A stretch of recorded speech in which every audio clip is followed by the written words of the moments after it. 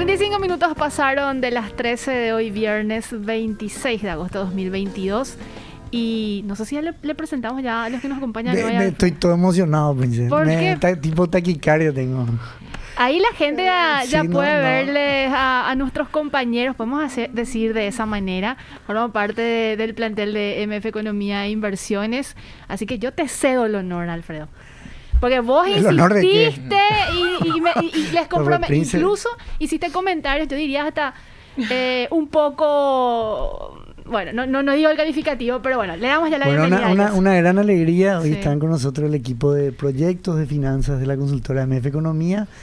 Poco para que la gente, sepa, en gran medida, digamos, nuestra consultora tiene dos áreas muy fuertes. Una que es toda la parte de análisis económico, que un poco es lo que tratamos de mostrar con los análisis que nosotros traemos, cuando vienen también Adri, Larisa, Cindy, Dominica y Manuel también, sí. ¿verdad?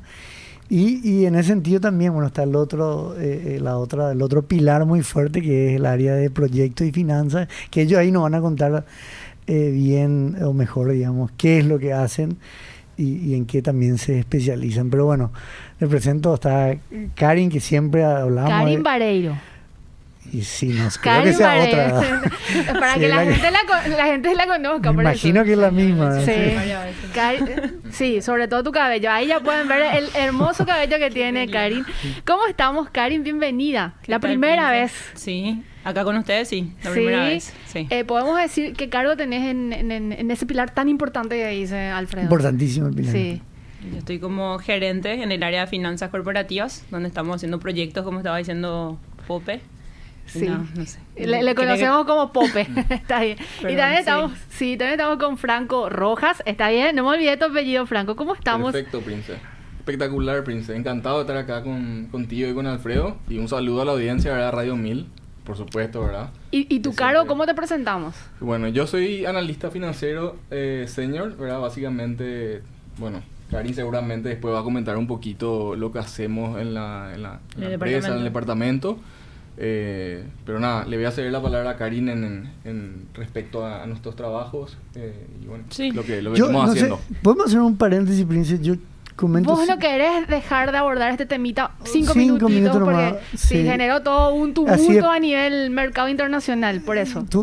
Interesante los efectos nomás que tiene y ahí hago paréntesis a la audiencia para después seguir con el equipo de finanzas e incluso vamos a ver también que ellos nos pueden aportar.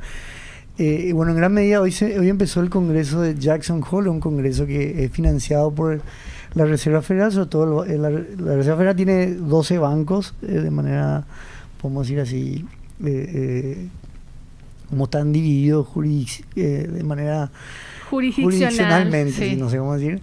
Pero es promocionado por el Banco de Kansas City y es un encuentro anual que se hace de los años 70, donde participan banqueros, en general el Banco Central de todo el mundo, y también de instituciones financieras, como también importantes académicos. De hecho, hay toda una preselección de temas que la gente envía y a partir de ahí se arma el calendario. Pero más allá de todo este encuentro ahí en Jackson, digamos, hoy en la apertura habló Jerome Powell y al hablar él dijo básicamente 5 cosas de que la tarea más importante de la Reserva Federal hoy va a ser volver a que la inflación baje y llegue a la meta que los Estados Unidos de 2%.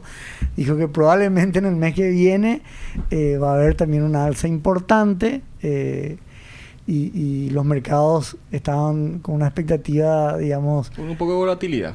Sí, y con los resultados, digamos, de julio, ellos se esperaban, digamos, que la FED iba a ser un poco más suave en el aterrizaje de sus políticas. Un poquito más laxa, por decirlo de una manera, ¿verdad? Sí.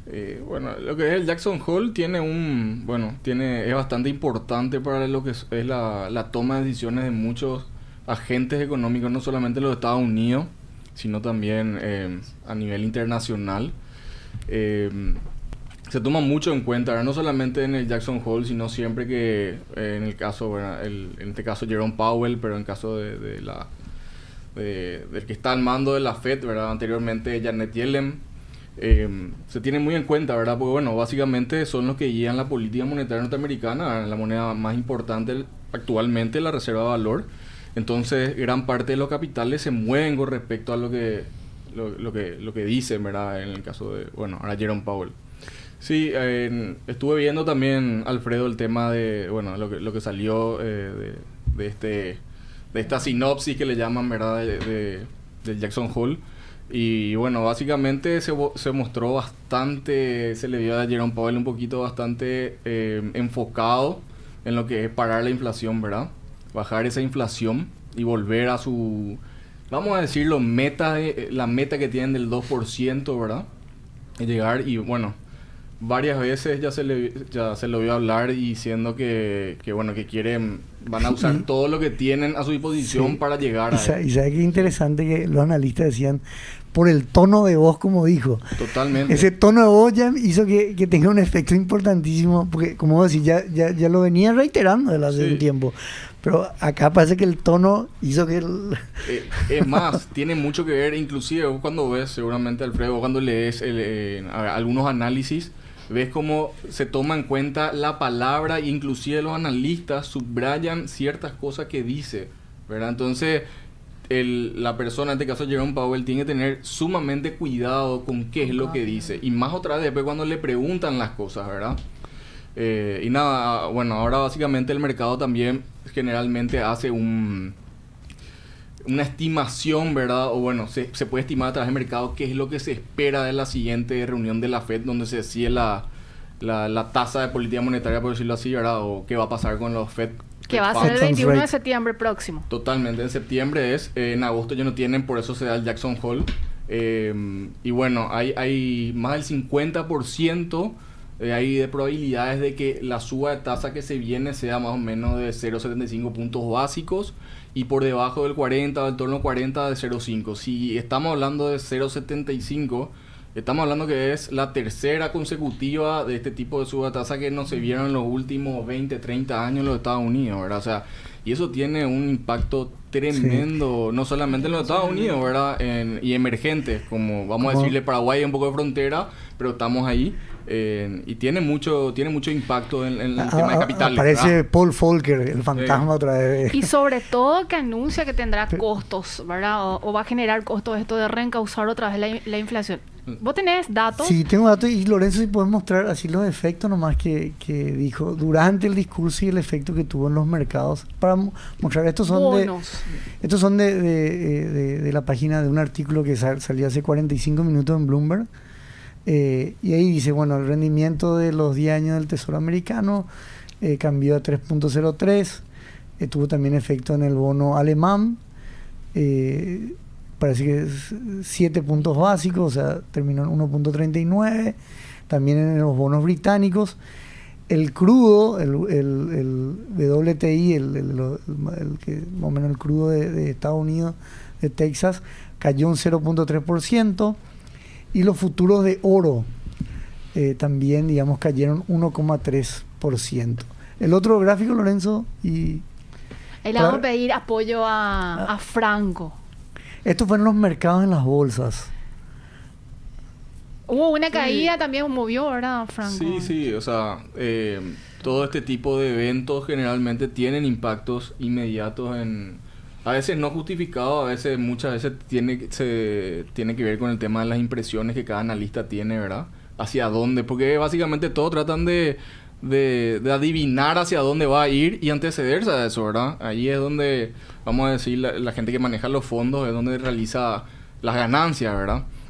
Entonces, bueno, en la S&P vimos que cayó 1.9% básicamente, el Nasdaq cayó 2,5%, tenemos el Dow Jones que es 1.6%, también cayó, lo que es la parte europea, el stock de Europa cayó 1.7%, y bueno, lo que es el MSCI a nivel mundial también cayó 1.5%, ¿verdad? Entonces, bueno, bastante turbulencia, ¿verdad? Y generó un poquito... vamos a ver, esto sería bueno verlo no solamente hoy, sino verlo capaz en una semana, a ver cómo reacciona el mercado, a ver si no es una cuestión momentánea o en realidad se va a mantener, ¿verdad? A ver qué va a suceder. Así es. Y quiero compartir así brevemente nomás lo que decía Powell. Reducir la inflación requerirá probablemente un periodo de crecimiento bajo. Además, probablemente la moderación de las condiciones del mercado laboral. Mientras que el crecimiento más bajo y la moderación del mercado laboral por tipos de interés altos harán bajar la inflación, también traerán dolor a las familias y a los negocios. Sí, consumo y negocio. ¿Cerramos? Cerramos. Esto para no abstraernos de lo que está pasando a nivel mundial. A nivel mundial y la importancia que esto tiene, porque así como hemos venido hablando nosotros, digamos, qué repercusiones tiene todos los mercados de Estados Unidos en economía emergente, bueno, acá un poco empieza todo, digamos, es como el epicentro, ¿verdad? Ahora volvemos a lo que nos toca como lo que ya habíamos iniciado en este bloque, Alfredo. Le cedemos la palabra a Karin. No sé si vos tenés ahí un cúmulo de preguntas. Adelante. Sí, yo creo, Karin, que bueno, en general, digamos, mucha gente también cuando busca yo diría así, un proyecto de inversión, ¿verdad? y incluso de repente también, creo que quizás entra un poco esto que también estábamos hablando, ¿verdad? Vos tenés que anticiparte, digamos, y de cierta manera, aquel flujo de dinero que vos querés transformarlo en capital, digamos, o sea, que no lo vas a estar consumiendo ahora o que no lo vas a estar destinando a otro lugar, tiene que tener una rentabilidad esperada, digamos, para que tenga sentido el negocio que vas a hacer. Entonces, en eso, ¿dónde entra, por ejemplo, un equipo, todo digamos? lo que nosotros hacemos. Así es. Bueno, nosotros básicamente lo que hacemos es, en cuanto a lo que Alfredo está diciendo, es análisis de los proyectos de inversión, lo que vemos la factibilidad financiera de un proyecto. En otras palabras, cuando decimos factibilidad financiera, estamos viendo si es factible, si es rentable, si vale la pena hacer esa inversión o no, y ver en cuánto tiempo va a recuperar su capital, cuánto va a ganar, en cuánto tiempo. Vemos eso, la rentabilidad de un proyecto, si vale la pena o no, siempre teniendo en cuenta cuál es el sector, ¿verdad? Entonces vemos también los riesgos que presentan en ese sector, y eso sería el análisis de factibilidad financiera. Entonces, si es que alguien quiere hacer una inversión, como estaba diciendo, tiene dinero y no sabe qué hacer, nosotros le ayudamos a ver si es que le conviene o no hacer la inversión que está pensando, o ver qué otra alternativa tiene, ¿verdad? O sea, siempre comparar con algo más. Entonces, esos son los proyectos de inversión que estás mencionando. Y hacemos otras cosas. Pero en ese punto más, ¿cómo es el acercamiento de una persona interesada y cómo se hace, vamos a decirle, ese proceso? ¿Tienen que entregar ciertos insumos para que ustedes obviamente hagan ese análisis? ¿Hay un tiempo? ¿Cómo se hace ese proceso? Así en líneas generales. Bueno, en general, se acercan se acercan y nos dicen cuál es el proyecto que tienen en mente. A veces vienen con solamente a decirnos queremos hacer un proyecto, no sabemos qué, y bueno, vamos viendo, pero eso no es tanto nuestro trabajo, es más bien cuando ya vienen con la idea. Entonces, lo que hacemos es trabajar muy de cerca con el cliente. Nosotros somos especialistas financieros, ¿verdad? Pero no especialistas en cada rubro. Manejamos todos los rubros porque siempre hacemos proyectos de inversión o análisis de todos los sectores. Seguimos cada sector. Entonces manejamos, pero no al nivel de detalle que un técnico va a manejar, ¿verdad? Entonces por eso trabajamos cerca con los clientes y son ellos quienes nos traen los datos, la información de qué es lo que quieren hacer, y nosotros vemos si financieramente es viable o no es viable esa inversión que quieren hacer. Karin, incluso de repente también para la audiencia, porque siempre estamos trabajando en conjunto, y así como hablabas de riesgos del sector o riesgos, también hay riesgos asociados, por ejemplo, a la macroeconomía, y cuando el área económica y el área financiera se juntan porque es importante, por ejemplo, para... No, y trabajamos siempre trabajamos muy de cerca con el sector de economía, ¿verdad? O sea, con el departamento de economía nosotros igual tenemos que hacer ese seguimiento, no solamente basarnos en los datos que el cliente nos da, no solamente basarnos en la parte financiera, porque quiera hacer o no, cómo está el sector afecta en los riesgos, y ahí nos apoyamos mucho en el departamento económico que estás diciendo, porque ellos sí hacen investigaciones, sacan los sectoriales que seguramente ya vinieron a comentar acá, hacen consultorías económicas, entonces todo eso nos apoya, o sea, nos dan como fuente, son apoyos para nosotros, y aparte nosotros también tenemos que hacer nuestras investigaciones, somos todos economistas en el equipo, y entonces trabajamos de cerca con ellos, y después también con el departamento de inversiones, que ya se acerca a inversionistas o a bancos, ¿verdad? Pero por eso. Quería decir nomás que no es un requisito ser economista para estar en el equipo de finanzas, ¿verdad? Solamente aclarar, eso es una coincidencia. Sí, pura coincidencia. Puede ser ingeniero también, lo importante es que seas muy, ¿cómo se dice? Que te gusten los números, seas Apasionado analítico. por la finanza. Apasionado por la finanza y creativo. Ah, Se necesita buen mucha dato, creatividad. ¿Vos te querés autorreclutar, Alfredo? No sé, pero dice esos atributos y se me mueven cosas Y te sentís interiormente. identificado, ¿verdad? Poquito. Pero, Sí. y por ejemplo, Karin, Sí. en el caso me imagino en el tiempo de la pandemia, o bueno, ahora cambiaron totalmente las condiciones, pero con esas tasas bajas, de repente uno quiere mejorar, digamos, La verdad que durante la pandemia nosotros pensamos que íbamos a tener más trabajos de reestructuración, porque otra de las cosas que hacemos es análisis de reestructuración de deudas, ¿verdad? ¿qué es eso? Y una reestructuración de deuda. Sí, para que la gente sepa. Sí, no hay problema. Así como hablamos de factibilidad, también ¿a qué se refiere Claro. ese trabajo que hacen? Y bueno, reestructurar una deuda. Vos tenés una deuda y lo que querés hacer es cambiar las condiciones que tiene ese préstamo que te dieron, que te concedieron, ¿verdad? Entonces, si es una reestructuración, lo que estás haciendo es cambiar completamente, por ejemplo, el plazo, las tasas, las condiciones del préstamo. También se puede una refinanciación y otras... O sea, no es que solamente se hace una reestructuración con una deuda. Ahora lo que... Sí. No, pero lo que pasa es que lo que vos decís es muy importante, pues yo le digo a la gente, porque me dicen, bueno, ¿por qué no me voy directamente al banco nomás a hacer eso? Y bueno, en el banco pues va a tener justamente la persona que te va a prestar. Acá por lo menos tenés una voz neutral que te puede dar un cierto escenario de las opciones que podés tener antes de ir, porque en el banco tenés ya las manos medio... Claro, y no solo tenés la opción de irte a un banco. No, pues también es importante lo que aclaraste, o sea, lo que está comentando Alfredo, porque, a ver, el banco o cualquier, no solamente saquemos el nombre de banco, ¿verdad? Pero una entidad financiera lo que hace, bueno, como decir, te presta el dinero, ¿verdad?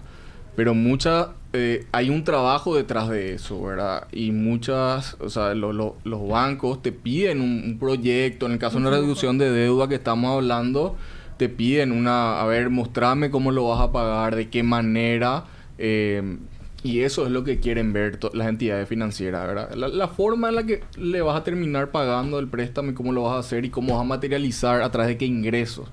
Y ver esos supuestos, si son reales o no son reales. Entonces, ahí entra mucho la parte del equipo económico que nosotros tenemos en MF, ¿verdad? Darnos el soporte y darnos una visión, ¿verdad? Por fuera de lo que es la empresa en sí que estamos analizando. Entonces, y también como estamos constantemente en este mundo, en este campo, vamos viendo las nuevas, no sé llamarlo tendencia, ¿verdad? Pero los nuevos factores y variables que van afectando cómo las entidades financieras están prestando. Eso, por ejemplo, tiene que ver a lo que mencionaste, Alfredo, el tema de las tasas de interés, por ejemplo, ¿verdad? Las tasas de interés de referencia al Banco Central del Paraguay. Karin, mencionaste lo de la reestructuración que en pandemia pensaban que iba a ser como un producto o un pedido más demandado, sin embargo, no se presentó de esa manera. No, y justamente la baja de tasas que estabas mencionando... Terminó siendo un factor importante. Claro, y mucha gente se acercó para proyectos de inversión otra vez al final. Entonces, en vez de buscar reestructuraciones, esas tasas bajas ayudaban también, incentivaban también la inversión, había capital. Entonces vimos muchos trabajos o sea, hicimos muchos análisis de factibilidad. Pero después de la pandemia es donde sí ya tuvimos más trabajos de reestructuración y también valoración de empresas, ¿verdad? O sea, ver el valor de las acciones de las empresas, ya sea porque quieren vender o quieren hacer tener una sucesión o levantar más capital.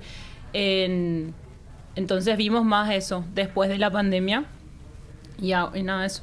Qué interesante esto que está comentando Karin, porque te da como una suerte de indicador de la necesidad del mercado ya en este proceso, y que ya veníamos hablando incluso con gente del sistema financiero, Alfredo, porque decían, lo que hoy se necesita realmente es un financiamiento o una política que ayude a las empresas a seguir remando como parte de la post-pandemia. Seguimos también en pandemia, pero como parte de este proceso, ¿verdad?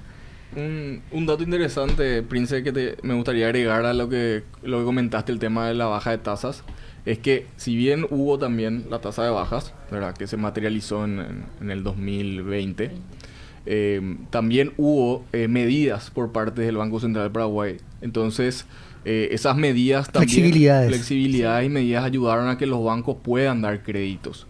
Porque vamos a decir, en un ambiente o en una coyuntura de incertidumbre que era la pandemia y era el 2020, los bancos podían tener capaz un capital o capitales muy baratos, o no baratos, sino en el sentido que no iban a ponerlo en el BCP a una tasa tan baja, ¿verdad? Y iban a tratar de volcarlo al mercado en créditos, materializarlos en préstamos.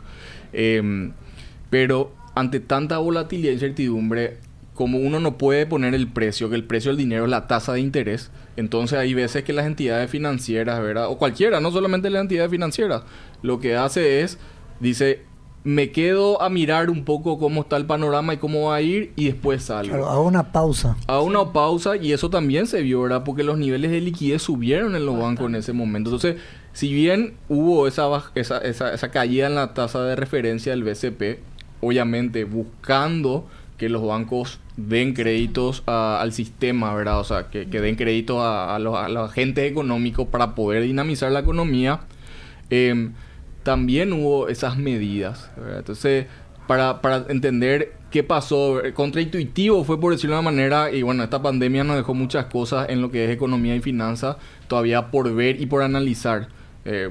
Pero básicamente lo que quería era agregar ese punto. Claro, yo siempre uso la imagen, doctor, de la marea. Uso el banco y ante tanta incertidumbre vos no ves porque están todos cubiertos por la marea. No sabes cuál es el negocio que verdaderamente está en crisis porque realmente es un tema de pandemia, un tema de restricciones, o el negocio que realmente es insolvente totalmente. Tienes que esperar que la marea baje para... Totalmente. ¿Te gustó mi imagen, doctor? Me gustó la analogía. O alguien que mire de afuera. De igual manera, esto también, por ejemplo, dio lugar a las empresas zombies. Habrán escuchado hablar, o no sé si ya comentaban anteriormente, las empresas zombies. Yo lo único que te digo, Franco, es que te vamos a comprometer para que vengas a hablarnos a profundidad de las empresas zombies. Sin problema. Ah, bueno. Pero así, a grandes rasgos, sí. No, que básicamente lo que hace es, como las tasas bajan tanto. Esto no sucedió mucho en Paraguay, ¿verdad? Pero sucedió en Estados Unidos y no necesariamente en la época de la pandemia. Ya lo venía... venía sucediendo antes, después del 2008. Básicamente, como las tasas están tan bajas, ¿verdad? Hay muchos proyectos o empresas que son sujetos a tener vamos a decir, los créditos. Ahora bien, cuando pasa estos momentos, estamos en esta coyuntura donde estamos pudiendo subir las tasas, estas empresas no pueden responder al pago de las obligaciones.